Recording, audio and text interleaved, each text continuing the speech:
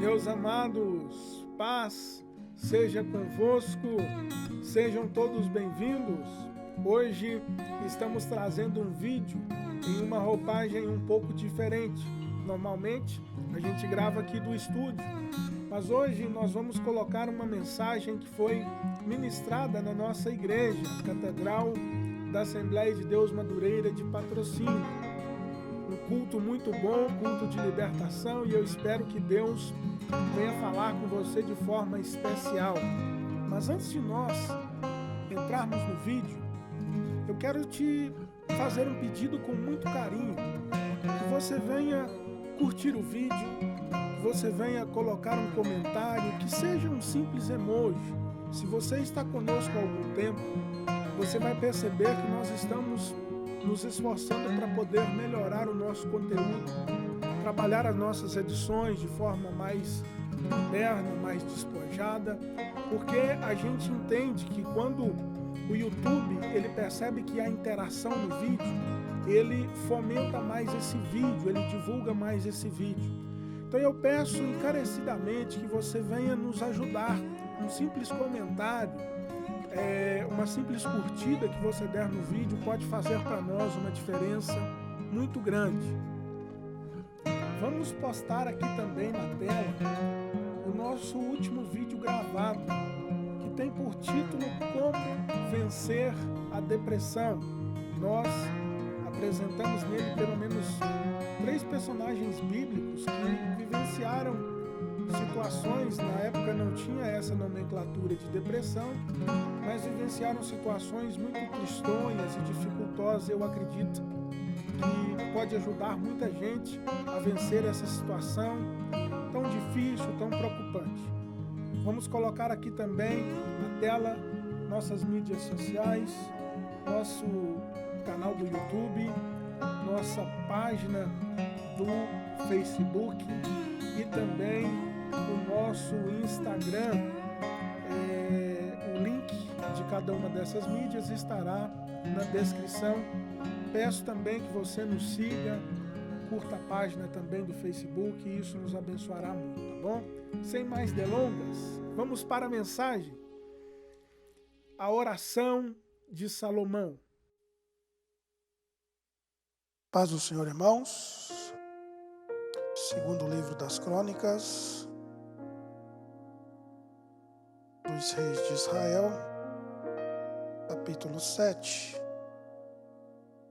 Confesso aos irmãos que eu saí de casa hoje com o intuito no meu coração de ouvir, mas Deus sabe todas as coisas. Vamos seguir aqui o tema proposto no coração do pastor, porque eu sei que quando Deus revela um tema é porque Ele quer trabalhar, não é verdade? Segundo Crônicas, capítulo 7, versículos 11 e 12, não é isso, pastor? 14 e 15. Vamos ler a partir do 11. Assim, Salomão acabou a casa do Senhor e a casa do rei, e tudo quanto Salomão intentou fazer na casa do Senhor e na sua casa, prosperamente efetuou. E o Senhor apareceu de noite a Salomão e disse: ouvi tua oração e escolhi para mim este lugar para casa de sacrifício.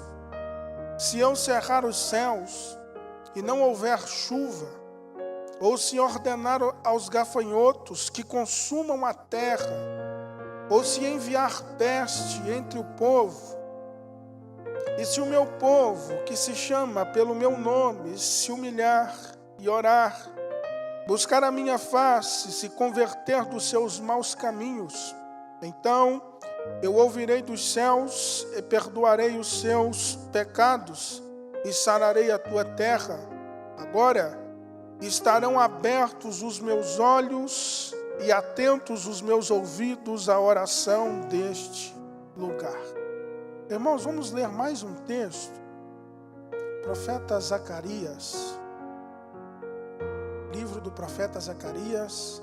É o penúltimo livro aí do Antigo Testamento. Zacarias, capítulo 1, versículo 1 a seguir.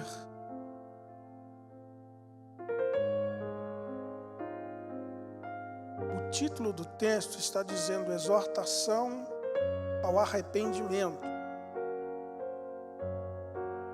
Vamos ler?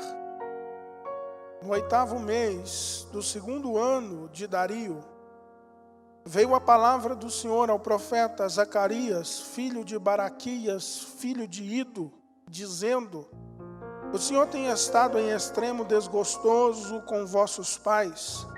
Portanto, diz-lhes: assim diz o Senhor dos exércitos, tornai para mim, diz o Senhor dos exércitos, e eu tornarei para vós, diz o Senhor dos exércitos. Amém? Os irmãos, podemos assentar na presença do Senhor. Irmãos, nós estamos diante de um dos textos mais conhecidos da Bíblia Sagrada. O capítulo, melhor dizendo, de número 7, traz no seu título: o fogo e a glória de Deus são sinais da sua aprovação. Os irmãos, mantenham a Bíblia aberta, nós vamos passar por alguns versículos, para que nós possamos entender aonde Deus quer nos levar hoje. E aí o início do capítulo 7 está dizendo: o fogo e a glória de Deus são sinais da sua aprovação. Quando nós começamos a ler o livro das crônicas, nós começamos a perceber atitudes diversas, porque ele começa trazendo a história de Davi, e Davi é um rei impressionante. Eu acho que todos conhecem a história de Davi, todos já ouviram falar como Deus exaltou o menino que foi dito por Deus que era segundo o seu próprio coração. E agora, Davi vence os seus dias, e após a sua morte, a Bíblia Sagrada diz que Salomão, seu pai, seu filho, melhor dizendo, começa a reinar em seu lugar. Chegamos então nesse interim da história que traz o contexto proposto nessa noite. Desse capítulo 7, Salomão herda o reino de Davi, seu pai. E Salomão herda de uma forma especial, porque Davi foi um homem que fez guerra.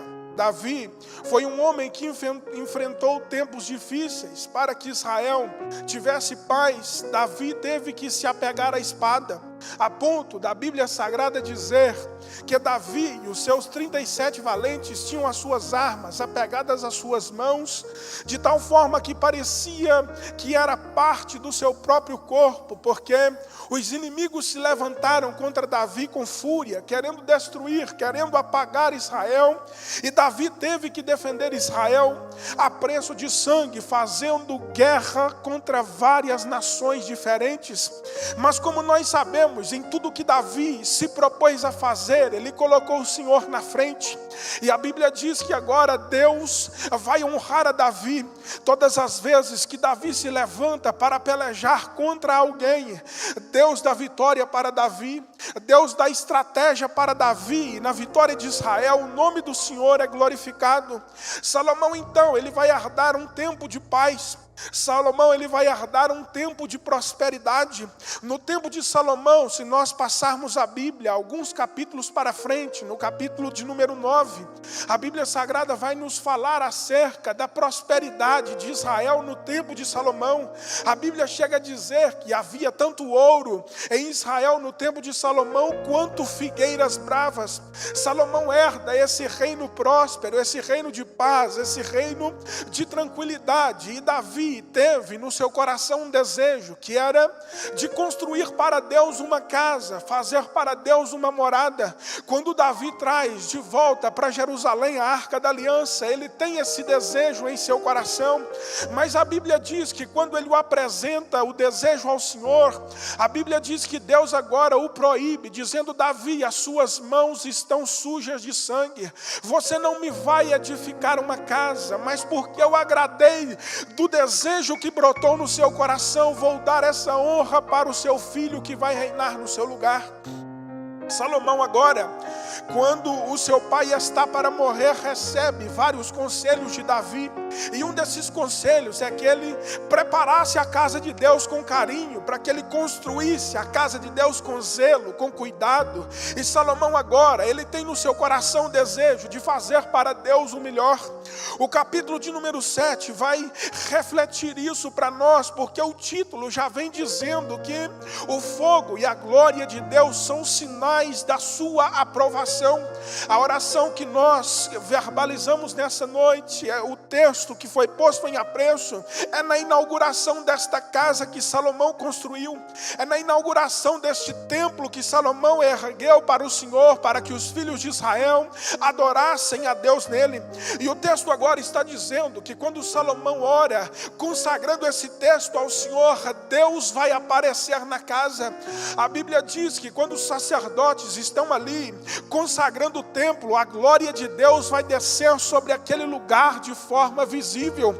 A glória de Deus aparece como se fosse uma nuvem. A Bíblia diz que quando ela entra dentro da casa de Deus, os sacerdotes que lá estavam não suportaram a glória de Deus e todos caíram no chão como que mortos. E agora, sentindo a presença de Deus, Salomão vai ouvir Deus falar com ele. Chegamos no texto que nós lemos. O texto é muito claro, é muito simples, é muito fácil de se entender o que Deus está falando. Versículo de número 11: assim Salomão acabou a casa do Senhor e a casa do rei, e tudo quanto Salomão intentou fazer na casa do Senhor e na sua casa, prosperou e efetuou, prosperamente o efetuou.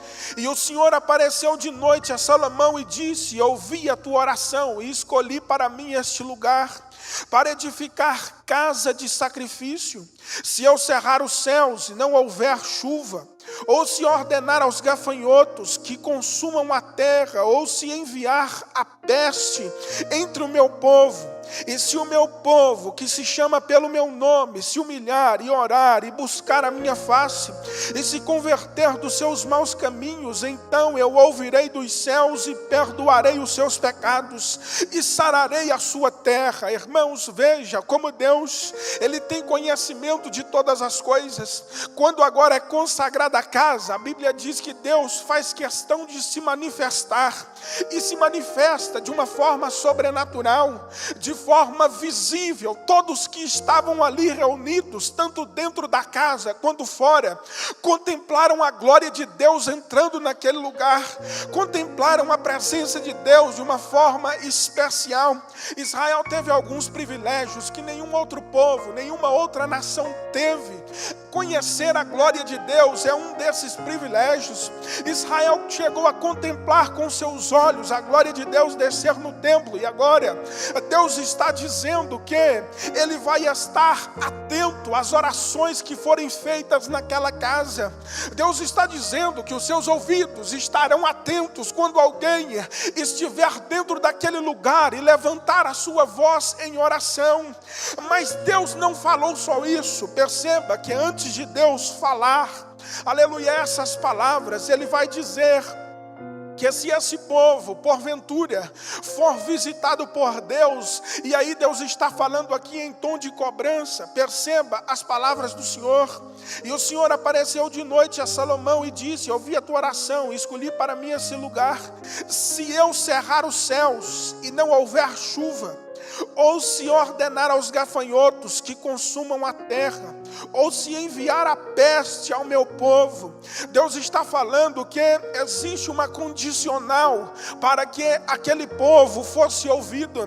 Deus está dizendo que existia uma condição para que aquele povo recebesse de Deus a bênção. Mas o texto está dizendo que ainda que aquele povo falhasse, ainda que Deus precisasse corrigir o povo, como bom pai que agora vê o filho fazendo aquela arte, aquela coisa errada, e quer que o filho não faça mais aquilo, aplica um castigo, aplica talvez até umas palmadas. Deus, por vezes, Ele vai nos corrigir, e o texto está dizendo: se eu precisar corrigir o meu povo, e o meu povo, versículo 14, se o meu povo, ainda que esteja sendo corrigido, se o meu povo que chama pelo meu nome se humilhar e orar e buscar a minha face e converter dos seus maus caminhos, então eu ouvirei dos céus, perdoarei os seus pecados, sararei a sua terra. Irmãos, quando nós continuamos a leitura no livro dos reis, no livro das crônicas dos reis de Israel,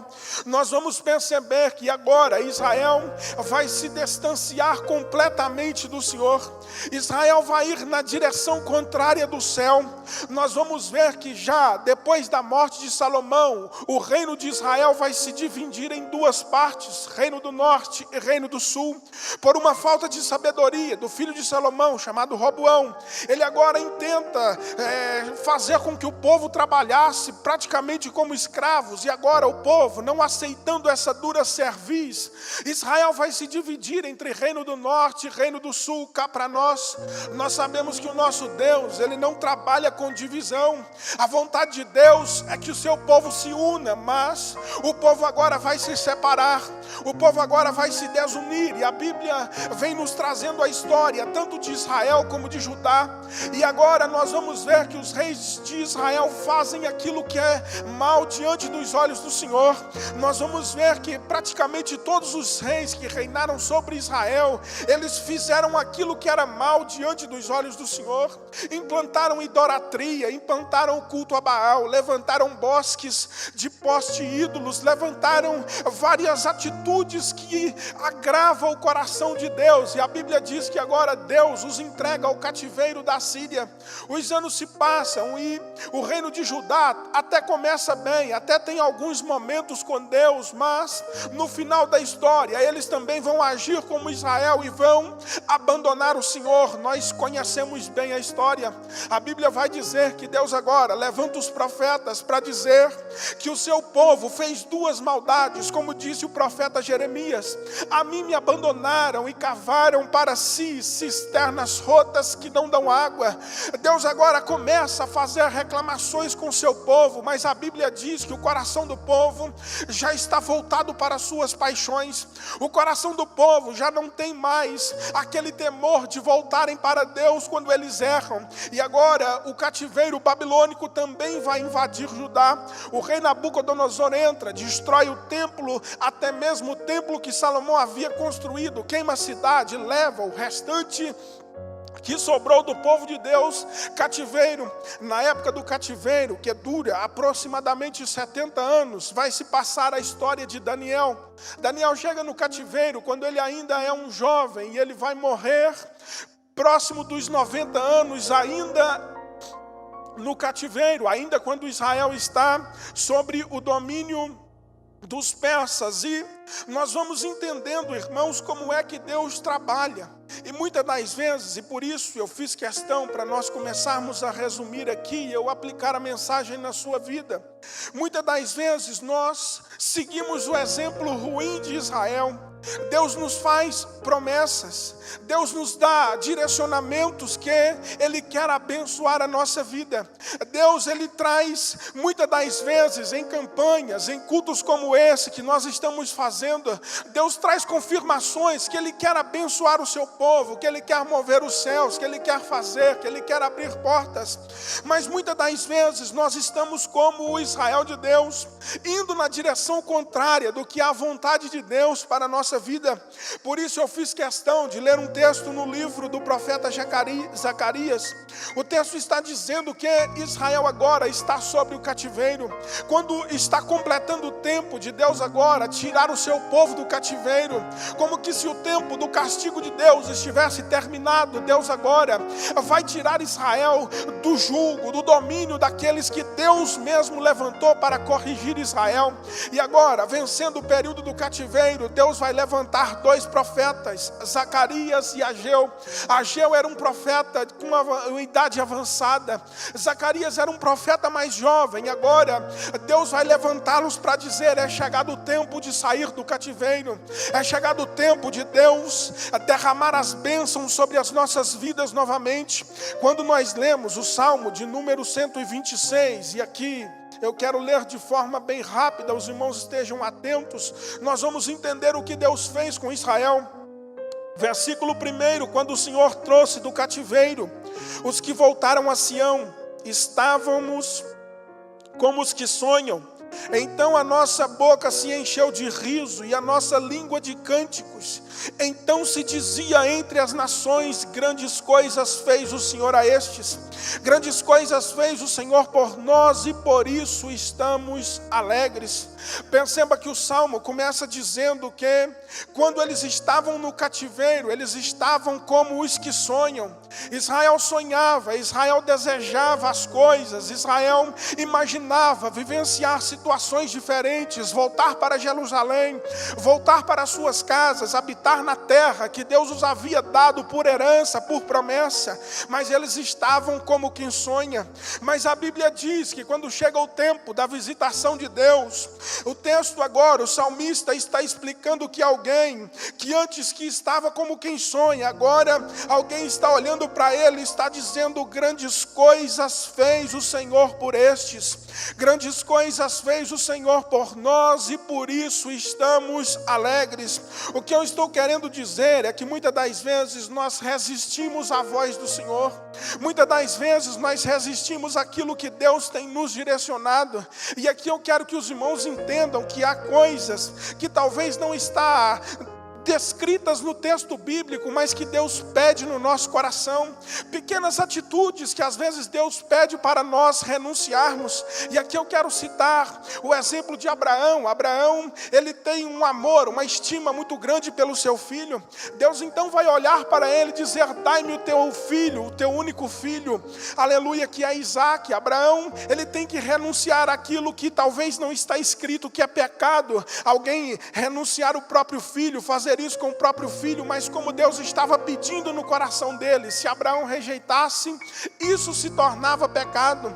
E hoje nós temos visto Deus pedir as coisas nos nossos corações, o Espírito Santo trabalhando no dia a dia: abandona isso, para de ir nesse lugar, para de fazer isso, para de fazer aquilo. E muitas das vezes nós resistimos à voz de Deus. Israel pagou um preço terrível de cativeiro por resistir à voz do Senhor. Israel afastou-se de Deus pouco a pouco e ficou longe do Senhor, e sofreu muito por causa disso. Mas a palavra de Deus, ela continua viva para Israel.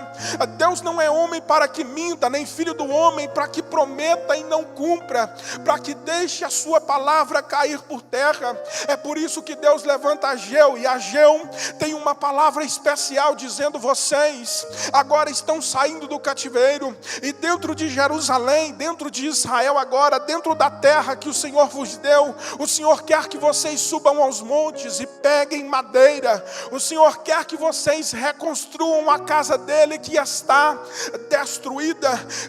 Ageu continua a sua mensagem dizendo que o ouro e a prata é de Deus, o ouro e a prata pertence ao Senhor, e que a glória da segunda casa será maior do que a da primeira. Irmãos, eu poderia ficar aqui explicando a glória da primeira casa, todos os utensílios de ouro, de pedras preciosas, de prata, de marfim, que Salomão dedica, que Salomão coloca na construção do templo, mas nós não temos tempo para explicar. Mas saiba, irmãos, que é uma coisa que até hoje os teólogos, os cientistas e todos tentam calcular o preço que valia aquele templo, e ninguém consegue chegar em um denominador. O chão da igreja era forrado de ouro em pó, as madeiras eram todas da mais cara e pura que tinha na época. Salomão fez o altar de marfim, colocou várias pedras preciosas no decorrer do chão de parte do altar era uma coisa, irmãos, inimaginável de beleza. E agora, quando Israel volta do cativeiro, eles estão tristes, porque estão construindo uma casa para Deus muito simples, com madeira, coisa simples, porque não havia recurso. Deus então levanta Ageu para dizer que ele não está preocupado com a beleza da casa. Deus agora levanta Ageu para dizer que ele não está preocupado com a grandiosidade financeira do templo. Deus está dizendo: eu quero que vocês se voltem para mim. A Bíblia vai dizer que agora Zacarias vai ser levantado, um jovem profeta, para dizer, versículos 1 e 2, no 8º ano, do 2º ano de Dario, veio a palavra do Senhor ao profeta Zacarias, filho de Baraquias, filho de Ido, dizendo: o Senhor tem estado em extremo desgostoso com os vossos pais, portanto diz-lhes assim, diz o Senhor dos exércitos: tornai para mim, diz o Senhor dos exércitos, e eu tornarei para vós. Capítulo de número 3, irmãos, vejam o que está dizendo os primeiros versículos, e eu já encerro. E me mostrou o sumo sacerdote Josué, o qual estava diante do anjo do Senhor, e Satanás estava à sua mão direita para lhe opor. Mas o Senhor disse a Satanás: o Senhor te repreende, ó Satanás. Sim, o Senhor que escolheu Jerusalém te repreende. Não é este um tição tirado do fogo? Ora, Josué, vestido de vestes sujas, estava diante do anjo. Então, falando, ordenou aos que estavam diante dele, dizendo: tirai-lhe as vestes sujas. E a ele lhe disse: eis que tenho feito com que passe de ti a tua iniquidade, e te vestirei de vestes novas. E disse-lhe: ponha-lhe uma mitra limpa sobre a sua cabeça. E puseram uma mitra limpa sobre a sua cabeça, e vestiram de vestes, e o anjo do Senhor estava ali. Perceba, irmãos, que até o sumo sacerdote nessa época estava com a sua roupa suja, e a Bíblia diz que Satanás estava já à sua direita para lhe opor. Mas Deus, que é misericordioso, mas Deus que deixou registrado no templo, na inauguração do templo, que se o povo, ainda que estejam castigados, ainda que estejam longe de mim, se eles se humilharem e orarem e clamarem a mim, eu vou ouvir as suas orações, eu vou me levantar e vou trabalhar nas suas vidas. De repente alguém veio para esse culto de libertação e ele veio em dificuldade espiritual. De repente você veio para esse culto nessa noite e talvez você tenha seguido o exemplo de Israel. Deus tem traçado coisas no seu coração, Deus tem te pedido coisas e você tem resistido. E quem sabe por causa disso, situações difíceis vieram para a sua vida. O pastor Antônio, na sua oportunidade, dizia que às vezes quando nós erramos, quando nós falhamos, nós tendemos a pensar que para nós não tem jeito, para nós não tem solução, mas Deus, Ele nunca desiste de nós. Nisso está o amor de Deus, Ele não desiste de nós. Nós merecíamos o juízo, nós merecíamos a morte, nós merecíamos de Deus o esquecimento, mas Ele se levanta e diz: eu te amo, eu não desisto de você. Ainda que Satanás tenha se levantado, esteja te acusando, dizendo: você não vai, você não é, você não consegue, Deus te trouxe aqui nessa noite para dizer que os ouvidos dele ainda estão atentos à sua oração. Deus te trouxe aqui para dizer que Ele ainda está disposto a trabalhar na sua vida, como no primeiro dia que Ele te chamou para a igreja, para a obra dele. Amém? Vamos orar? O tempo já foi embora. É aqui na frente, pastor? Talvez tenha alguém, irmãos, o pastor está nos orientando aqui, que quer aceitar a Jesus. Você veio nesse culto, sentiu que Deus falou com você, e você percebe que os seus caminhos não têm sido os caminhos da cruz. Jesus nos ensina o caminho da renúncia, e muitas das vezes nós esquecemos desse caminho. E quem sabe você veio para esse culto e você sentiu que Deus falou com você, e você quer fazer uma nova aliança. O livro de Zacarias termina com o profeta tendo uma visão acerca do sumo sacerdote, que ele estava recebendo uma nova aliança.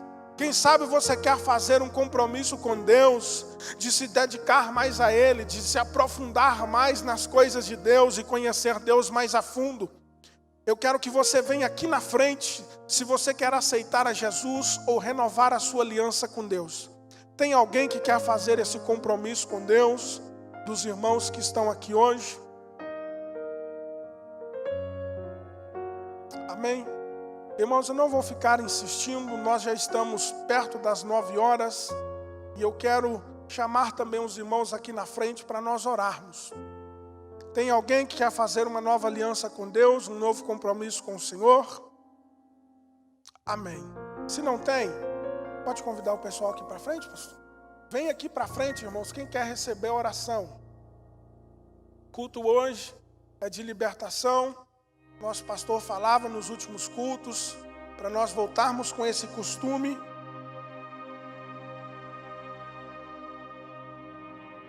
Todos nós temos algo para melhorar na presença de Deus, não é verdade?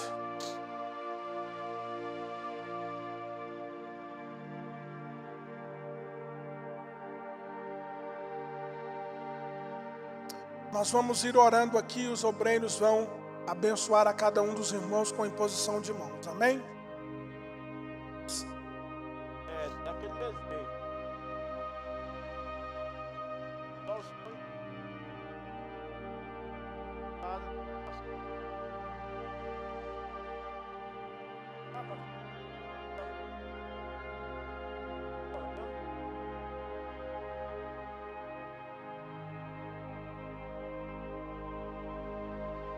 Amém? Fecha os teus olhos, fique em espírito de oração, vai falando com Deus também. Senhor, em nome de Jesus, eu estou apresentando, meu Deus, a sua noiva, a sua igreja, Pai. O Senhor conhece os nossos corações, o Senhor conhece, meu Pai, os nossos tropeços, o Senhor conhece as nossas frustrações, as nossas dificuldades, o Senhor conhece, meu Deus, o nosso dia a dia, o nosso levantar, o nosso deitar.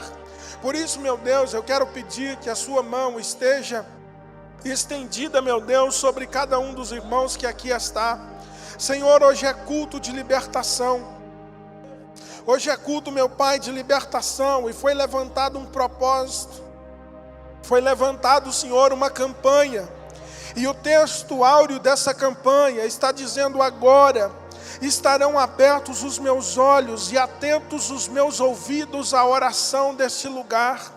Pai, que o Senhor sonda agora cada coração, que o Senhor visita agora, meu Pai, cada pedido de oração que está sendo feito, que o Senhor venha trabalhar, meu Pai, naquilo que nós precisamos romper, naquilo que nós precisamos vencer, naquilo, meu Pai, que nós precisamos abandonar, deixar de lado.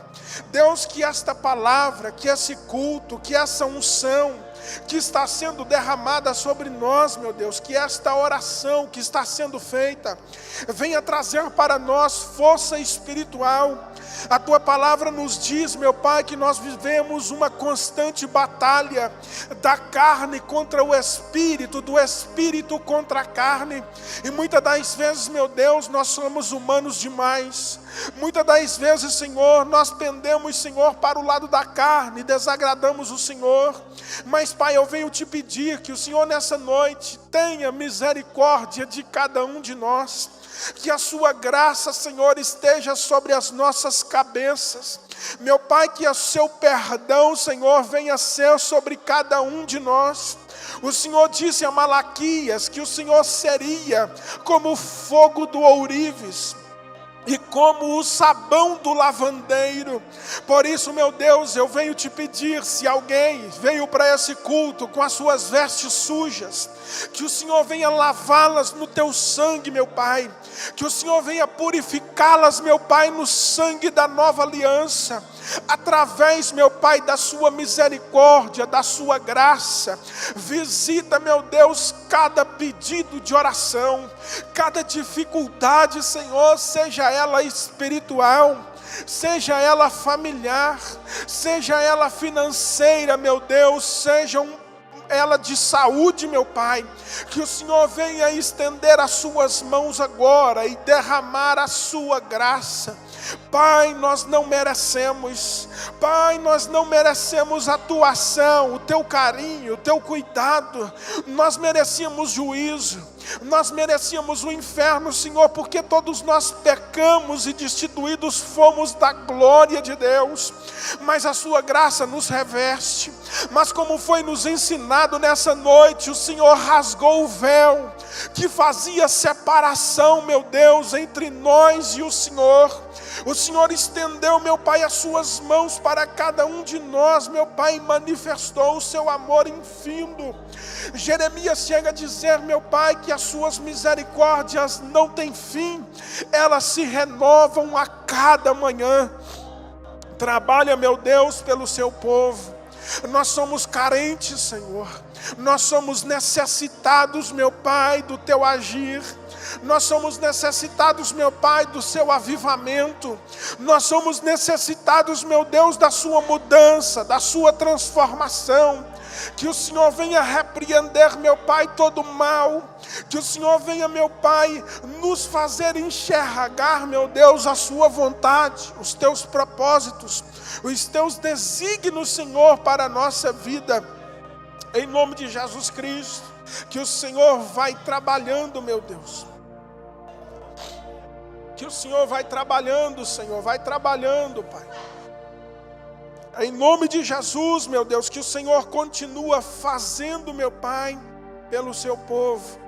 Nós queremos, meu Pai, nos aproximar do Senhor. Nós queremos, meu Pai, romper. Nós queremos contemplar a sua glória. Nós queremos ser transformados todos os dias, meu Pai. Em nome de Jesus Cristo, meu Deus, que tudo seja para a glória e para a honra do seu nome. Que na vitória, meu Pai, da sua igreja, que o seu nome seja glorificado, Senhor. Em nome de Jesus. Pessoal, esse foi o vídeo de hoje. Salomão foi um homem que a sua vida, o seu exemplo, o seu testemunho, ele nos ensina muito. E a nossa esperança é que Deus venha a cada dia, a cada ensino, a cada estudo, a cada meditação bíblica, acrescentar na sua vida e que você esteja mais próximo de Deus. Deus abençoe sua vida. Até o próximo vídeo.